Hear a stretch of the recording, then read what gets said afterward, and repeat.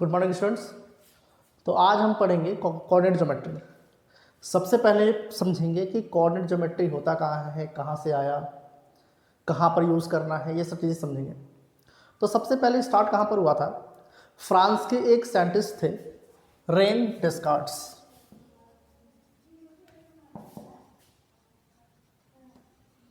Rain डेस्कार्ट्स इन्होंने एक book publish किया जिसका नाम था ला ज्योमेट्रिक।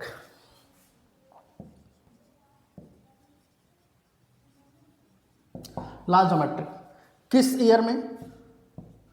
1637 में। 1637 में इन्होंने पब्लिश किया था ला ज्योमेट्रिक। ठीक है, इसमें उन्होंने बताया था कि ज्योमेट्री क्या होता है, कैसे क्या करना है, यहाँ से उन्होंने स्टार्ट किया था बताना।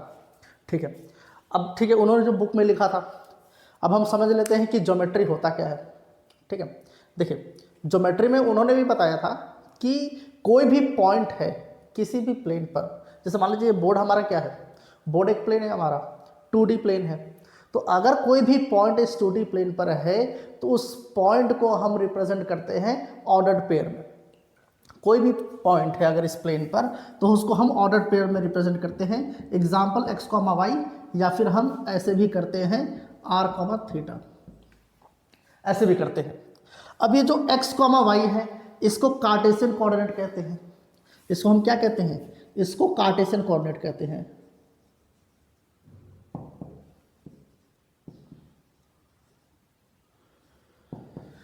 और ये जो r, थीटा है इसको हम पोलर कोऑर्डिनेट कहते हैं।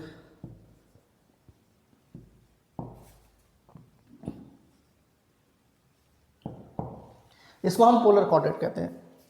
तो कोई भी पॉइंट अगर किसी भी प्लेन पर है तो उसको हम इस तरीके से रिप्रेजेंट करते हैं, x, y या फिर r, थीटा। और भी तरीके हैं रिप्रेजेंट करने के, ऐसा नहीं कि बस यही तरीका है, और भी तरीके हैं इसको रिप्रेजेंट करने के। तो इस वाले पार्ट को हम कार्टेशियन कोऑर्डिनेट कहते हैं, इसको हम पोलर कोऑर्डिनेट्स कहते हैं। ठीक है, अब समझते हैं ज्योमेट्री होता क्या है। देखिए ज्योमेट्री क्या है? एक मैथमेटिक्स का ब्रांच है। Geometry is the branch of mathematics.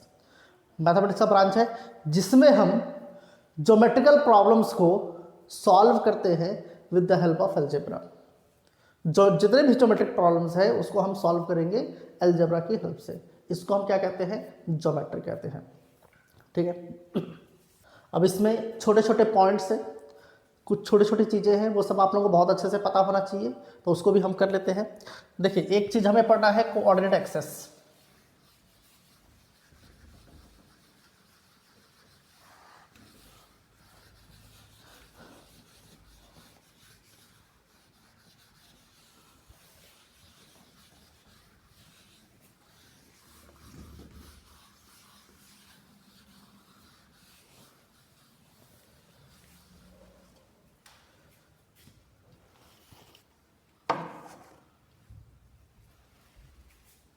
Coordinate axes.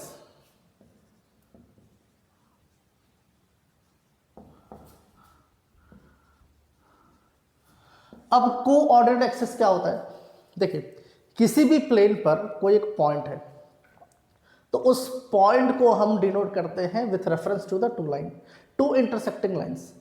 हमारे पास दो इंटरसेक्टिंग लाइन होंगे, उस इंटरसेक्टिंग लाइन के रेफरेंस में हम उस पॉइंट के कोऑर्डिनेट को हम बताते हैं। अब वो दो इंटरसेक्टिंग लाइन क्या है? वो दो इंटरसेक्टिंग लाइन परपेंडिकुलर भी हो सकते हैं, ऐसे एक दूसरे के परपेंडिकुलर हो सकते हैं। इसको हम कहते हैं एक्स एक्सिस, ये कभी कभी ये क्या हो गया आपका वाई एक्सिस हो गया। तो दो इंटरसेक्टिंग लाइन है, उनके रेफरेंस में हम बताते हैं कि पॉइंट का कोऑर्डिनेट क्या है। तो इन ये जो दो इंटरसेक्टिंग लाइन है इसको हम कहते हैं कोऑर्डिनेट एक्सेस। अब ये क्या है, यहाँ पर ये 90 डिग्री बनाते हैं, और ऐसा जरूरी नहीं है कि ये 90 डिग्री बनाए, हो सकता है कि 90 डिग्री ना भी बनाए, ऐसा। अब कोऑर्डिनेट एक्सेस के बारे में समझते हैं। कोऑर्डिनेट एक्सेस क्या होता है? देखिए कोई भी पॉइंट है किसी भी प्लेन पर, तो उस पॉइंट का position with respect to two intersecting lines हम बताते हैं। कोई भी दो इंटरसेक्टिंग लाइन है, दो इंटरसेक्टिंग लाइन हमारे पास होंगे, उस इंटरसेक्टिंग लाइन के रेफरेंस में हम उस पॉइंट के कोऑर्डिनेट बताते हैं कि उस पॉइंट का कोऑर्डिनेट क्या होगा। अब उस टू इंटरसेक्टिंग लाइंस को हम कहते हैं कोऑर्डिनेट एक्सेस। देखिए ध्यान से, हमारे पास मान लीजिए दो इंटरसेक्टिंग लाइन है, एक ये लाइन है, एक ये लाइन है। ये दो इंटरसेक्टिंग लाइन है। तो अगर ये 90 डिग्री बना रहे हैं, अगर ये 90 डिग्री पे इंटरसेक्ट करते एक दूसरे को, तो इसको हम कहते हैं रेक्टेंगुलर एक्सेस। इसको क्या कहते हैं? Rectangular access.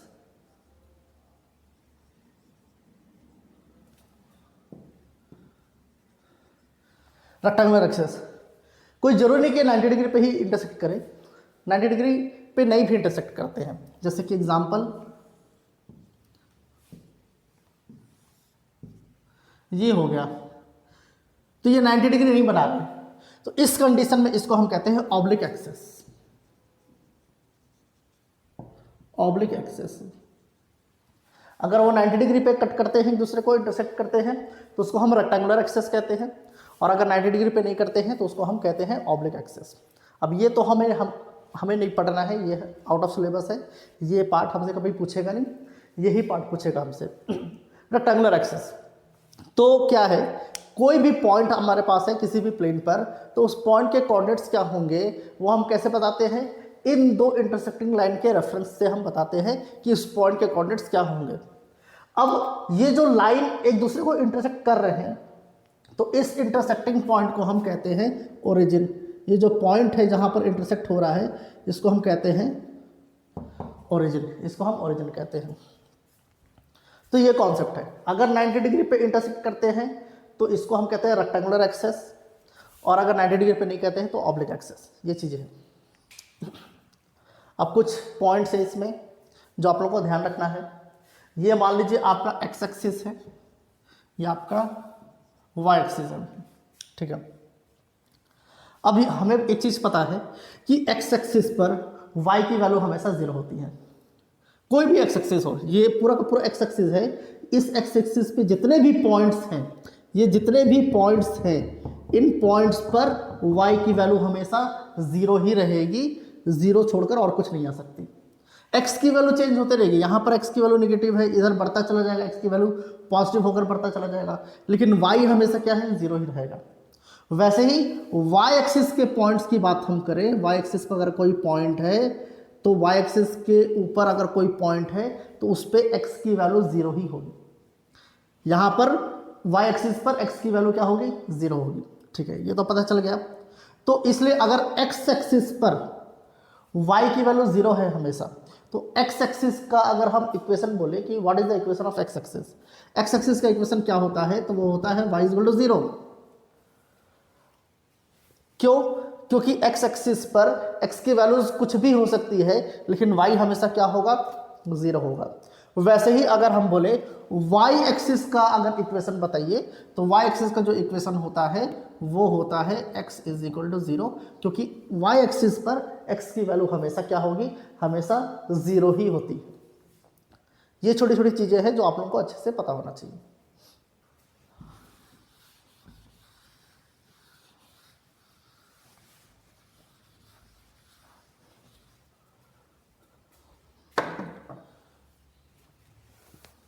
अब ये तो कार्टेशियन कोऑर्डिनेट की बात होगी।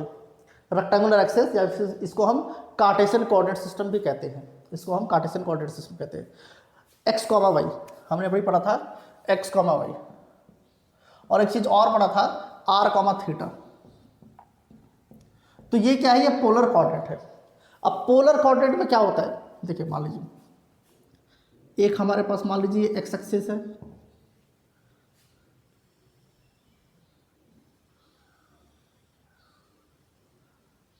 अब अगर आपको आर कॉमा थीटा को रिप्रेजेंट करना है, आर कॉमा थीटा को रिप्रेजेंट करना है, तो ट्रिग्नोमेट्री में हमने पढ़ रखा है थीटा अगर पॉजिटिव है तो हमें कैसे चलना है? एंटी क्लॉकवाइज डायरेक्शन में चलना है, और थीटा अगर निगेटिव है तो हमें कैसे चलना है? क्लॉकवाइज डायरेक्शन में चलना है। जब भी यहाँ पर एंगल पॉजिटिव होती है तो जो क्वाड्रेंट्स होते हैं, जैसे ये क्वाड्रेंट हो गया, तो अगर एंगल पॉजिटिव है तो हमें कैसे चलना है? एंटी क्लॉकवाइज डायरेक्शन में। मतलब ये positive direction of x axis है, पॉजिटिव डायरेक्शन, यहाँ से हमें इस तरीके से चलना होता है, first quadrant, second, third, fourth, इस तरीके से चलना होता है। लेकिन अगर यहाँ पर थीटा की वैल्यू नेगेटिव है, इसका मतलब हमें यहाँ से चलना है क्लॉकवाइज डायरेक्शन में, फिर हम इस तरीके से चलेंगे, फोर्थ, थर्ड, सेकंड, फर्स्ट, इस तरीके से हम चलेंगे। तो अगर यहाँ पर पॉजिटिव है, इसका मतलब कैसे रिप्रेजेंट करेंगे? मान लेते हैं कि ये जो डिस्टेंस है, ये जो डिस्टेंस है ये है r, क्या है r, और ये जो एंगल है,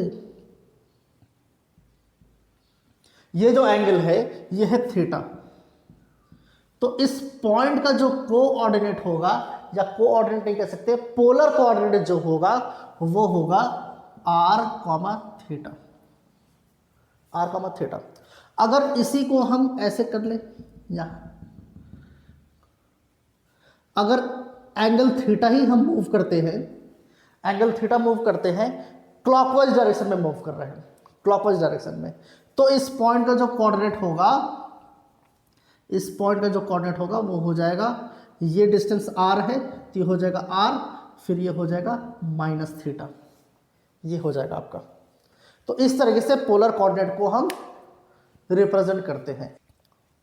तो ये r माइनस थीटा हो जाएगा।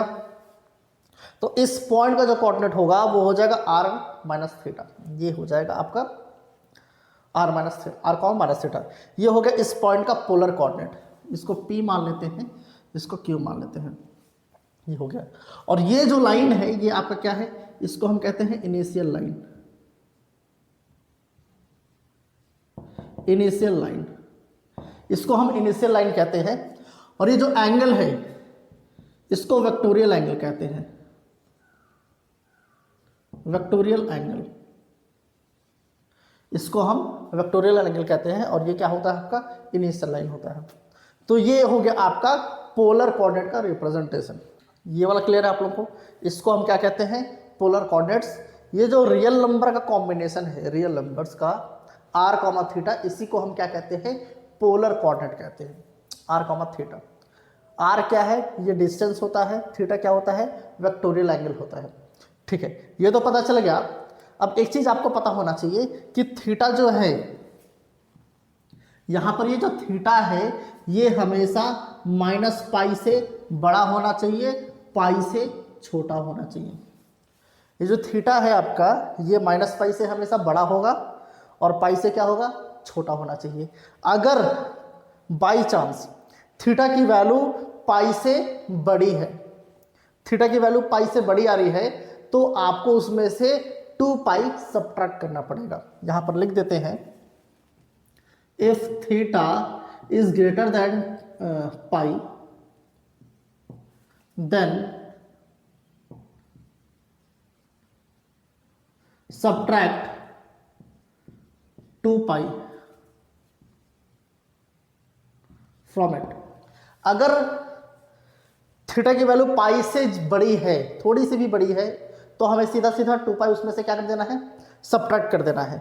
और अगर थीटा की वैल्यू माइनस पाई से छोटी है तो उसमें हमें क्या करना है, 2 पाई ऐड कर देना है। तो यहाँ लिख देते हैं, if theta is less than minus pi then add 2 pi in it. 2 pi उसमें हम क्या कर देंगे, ऐड कर देंगे उसमें। ये तरीका है पोलर कोऑर्डिनेट्स को लिखने का। ठीक है, तो ये छोटी छोटी चीजें हैं जो आप लोगों को बहुत अच्छे से पता होना चाहिए। ये बहुत ही बेसिक चीजें हैं, तो ये अच्छे से पता हो तो जैसे जैसे हम चलेंगे, अभी हम क्या करेंगे, बेसिक से एकदम चलते चलते चलेंगे, एकदम एडवांस में एंट्री लेंगे, धीरे धीरे एडवांस में ही एंट्री लेंगे। तो क्या है कि ये सारे छोटे छोटे चीजें वहां पर यूज होने वाली हैं। ये सारी चीजें आपको अच्छे से पता होना चाहिए। ठीक है, तो ये जो थीटा की वैल्यू है माइनस पाई से पाई के बीच में, इसी को हम क्या कहते हैं, प्रिंसिपल वैल्यू कहते हैं। क्या कहते हैं, प्रिंसिपल वैल्यू।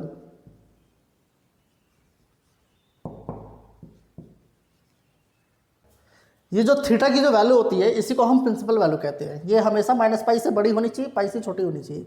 अगर नहीं है, माइनस पाई से छोटी है, तो इसमें 2 पाई हमें क्या करना होता है, ऐड कर देना होता है। और अगर पाई से बड़ी है तो उसमें से 2 पाई सब्ट्रैक्ट कर देना होता है। तो इसी को हम क्या कहते हैं, प्रिंसिपल वैल्यू कहते हैं। और हमेशा ध्यान रखिएगा, ये जो थीटा है, थीटा को हम हमेशा रेडियंस में मेजर करते हैं। पहले हमने किया था कि r, थीटा जो है ये रियल वैल्यूज है। क्या है, रियल वैल्यूज है। अब ये रियल वैल्यूज है तो फिर थीटा तो डिग्री में नहीं होना चाहिए, थीटा हमेशा किस में होना चाहिए, रेडियन में होना चाहिए। तो हम यहाँ लिख देते हैं, theta is always measured in radiance. अभी रेडियंस क्या है और डिग्री क्या है ये भी हम पढ़ेंगे, नेक्स्ट क्लास में पढ़ेंगे। अभी बस इतना इतना समझ करके, ये आपका बेसिक है, इसको बहुत अच्छे से समझना है, बाकी हम नेक्स्ट क्लास में करेंगे। चलिए आज के लिए बाय बाय।